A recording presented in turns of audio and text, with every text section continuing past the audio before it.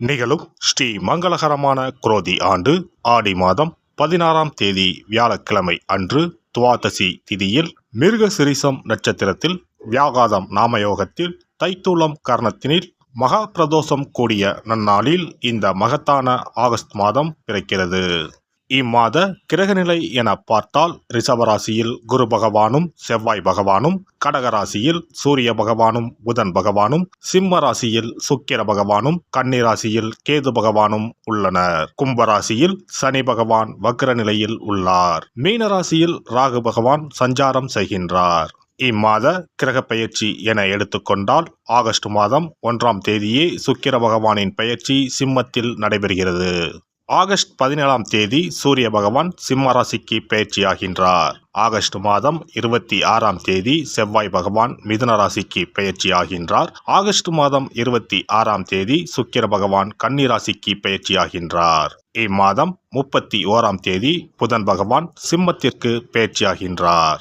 இந்த கிரகங்களின் சஞ்சாரம் மற்றும் இடப்பெயர்ச்சியால் உங்கள் ராசிக்கு இம்மாதம் என்னென்ன பலன்கள் கிடைக்கப் போகின்றது என்பதனையும், அசுப பலன்கள் ஏற்படுமாயின் ராசிக்காரர்கள் செய்ய வேண்டிய பரிகாரம் என்ன, வழிபட வேண்டிய தெய்வம் யார் என்பதனையும் காண்போம்.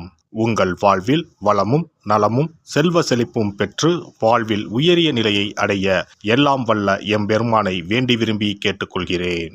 மீனராசி அன்பர்களே, இந்த மாதம் துணிச்சலாக எதையும் செய்து முடித்து காரிய வெற்றி அடைவீர்கள். மற்றவர்களுடன் இருந்த பகை நீங்கும். பூர்வீக சொத்துக்களில் இருந்த சிக்கல்கள் தீரும். பணவரத்து கூடும். அரசாங்கம் மூலம் லாபம் உண்டாகும். நீண்ட தூர பயணங்களால் சாதகமான பலன் கிடைக்கும். சுணங்கி கிடந்த காரியங்கள் அனைத்தும் வேகம் பெறும். பூமி, வீடு, வாகனம் சம்பந்தமான விஷயங்களில் அதிக லாபம் பெறுவீர்கள்.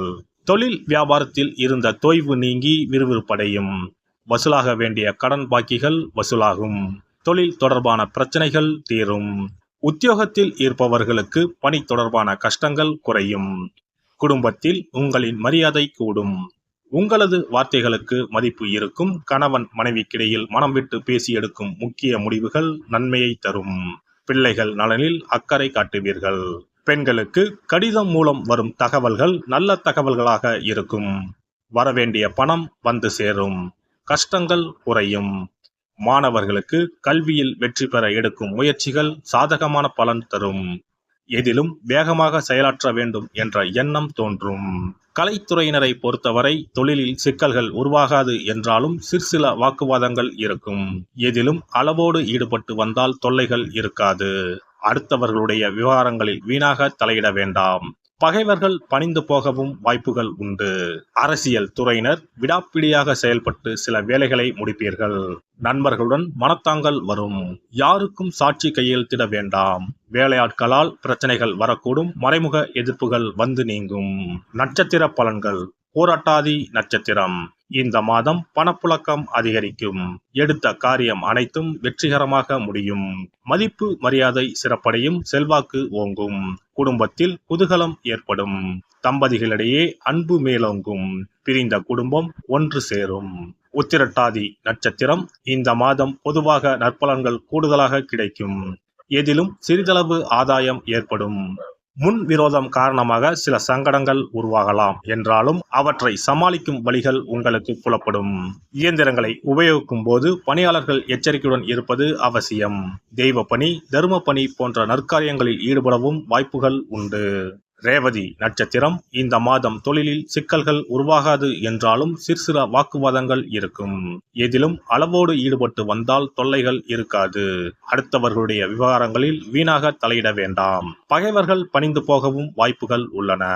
விநாயக பெருமானை தீபம் ஏற்றி வழிபட காரியங்கள் கைகூடும். மன கஷ்டம் நீங்கும். எதிர்பார்த்த உதவிகள் கிடைக்கும். சிறப்பு தொகுப்பு. கண் திருஷ்டிகள் அகன்று தடைப்பட்டு கொண்டிருக்கும் காரியங்கள் நிறைவேற செய்ய வேண்டிய பரிகாரம் என்ன என்பதனை பற்றி காண்போம்.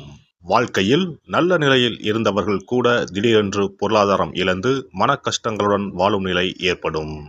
இந்த நிலை எதனால் ஏற்பட்டது என்று ஆராய்ந்து பார்த்தால் பெரும்பாலும் அவர்களின் மீதான கண் திருஷ்டிதான் காரணமாக இருக்கும். கல்லடி பட்டாலும் கண்ணடி படக்கூடாது என்று சொல்வார்கள் அல்லவா, அது உண்மைதான். இது போன்ற பிறரின் பொறாமை கொண்ட கண் திருஷ்டியினால் பலரின் வாழ்க்கை சிரமத்திற்கு ஆளாக நேரிடும். இது போன்ற கண் திருஷ்டிகளிலிருந்து எப்படி தப்பிப்பது? இருக்கவே இருக்கிறது எளிதாக கிடைக்கும் ஊமத்தஞ்செடி. தெய்வ சக்தி நிறைந்த செடியாக கருதப்படும் ஊமத்தஞ்செடியின் காய், பூ, இலைகள் என அனைத்தும் தீய சக்திகள் விரட்ட பரிகாரத்துக்கு பயன்படுகிறது. பொதுவாக ஊமத்தம் காய்க்கு கெடுதலை அகற்றக்கூடிய சக்தி உண்டு. நம் வீட்டில் உள்ள எதிர்மறை சக்தியை அகற்றுவதற்கு ஊமத்தங்காய் தீபம் சிறந்த பரிகாரமாகிறது. தெய்வீக மகத்துவம் நிறைந்த ஊமத்தங்காய் மற்றும் பூவையும் எடுத்துக்கொள்ளுங்கள். வீட்டுக்கு அருகில் இல்லை என்றால் நாட்டு மருந்து கடைகளில் கிடைக்கும்.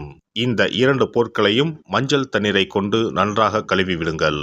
சிறிது நேரம் அவற்றிலுள்ள ஈரம் போக ஆறவிட்டு பிறகு அவற்றை ஒரு மஞ்சள் துணியில் குலதெய்வத்தை வேண்டி ₹1 நாணயத்தோடு சேர்த்து முடிந்து வீட்டின் நிலைப்படியில் கட்டி தொங்கவிடுங்கள். இந்த முடிச்சை வெள்ளிக்கிழமை அல்லது ஞாயிற்றுக்கிழமைகளில் தயார் செய்து வாசல் படியில் கட்டுவது சிறப்பு. தினமும் வீட்டில் தீபம் ஏற்றி காண்பிக்கும் போது இந்த முடிச்சுக்கும் காண்பிக்கவும். இதேபோல் ஊமத்தம் இலைகள் கிடைத்தால் அந்த இலைகளை சுத்தமான மஞ்சள் தண்ணீரில் கழுவிவிட்டு அவற்றை கொண்டு வீட்டில் இருக்கும் விநாயகருக்கு திங்கள் கிழமைகளில் தொடர்ந்து அர்ச்சனை செய்து வர வேண்டும். ஊமத்தம் பூவையும் விநாயகருக்கு சூட்டலாம். 3 வாரங்கள் தொடர்ந்து திங்கள் கிழமைகளில் விநாயகருக்கு ஊமத்தை இலையால் அர்ச்சனை செய்து ஊமத்தம் பூவை சூட்டி வழிபட்டால் வீட்டில் உள்ள கெட்ட சக்தி நடமாட்டம் மற்றும் கண் திருஷ்டிகள் தீரும். ஊமத்தம் செடியும் சிவபெருமானுக்கு உகந்த இலை ஆகும். இந்த ஊமத்தங்காய் வைத்து சிவபெருமானுக்கு தீபம் ஏற்றி வழிபடுவதன் மூலம் நமது பிரச்சனைகளில் இருந்து எளிதாக விடுபட முடியும். முதலில் 2 ஊமத்தங்காய்களை எடுத்துக்கொள்ள வேண்டும். அவற்றின் மீது முட்கள் இருப்பதால் மிகவும் கவனமாக கையாள வேண்டும். ஊமத்தங்காயின் காம்பு பகுதிகளை வெட்டி கொண்டு கத்தியை பயன்படுத்தி ஊமத்தங்காயின் உள்ளே இருக்கும் விதை பகுதியை முழுவதுமாக நீக்கிவிட வேண்டும். பின்னர் 2 அகல் விளக்குகள் மற்றும் விளக்கு வைப்பதற்கான 2 தட்டுகளை எடுத்து சுத்தம் செய்து அவற்றிற்கு மஞ்சள் குங்குமம் போட்டு வைத்துக் கொள்ள வேண்டும். பின்னர் 2 தட்டின் மீதும் ஒவ்வொரு அகல் விளக்கை வைத்துக் கொள்ள வேண்டும். அதன் பிறகு எப்போதும் பூஜை செய்வதற்கு வைப்பது போன்ற வெத்தலைப்பாக்கு, பழம் போன்றவற்றை வைத்துவிட்டு 2 விளக்குகளையும் ஏற்றி சிவபெருமானை மனதார வேண்டிக் கொள்ள வேண்டும். எனக்கு இருக்கும் பிரச்சனைகள் அனைத்தும் தீர்ந்து இன்பமான வாழ்க்கை கிடைக்க வேண்டும் என வேண்டிக் கொள்ள வேண்டும். இந்த பூஜையை வெள்ளிக்கிழமை அன்று தொடங்கினால் தொடர்ந்து 9 வெள்ளிக்கிழமைகள் செய்ய வேண்டும்.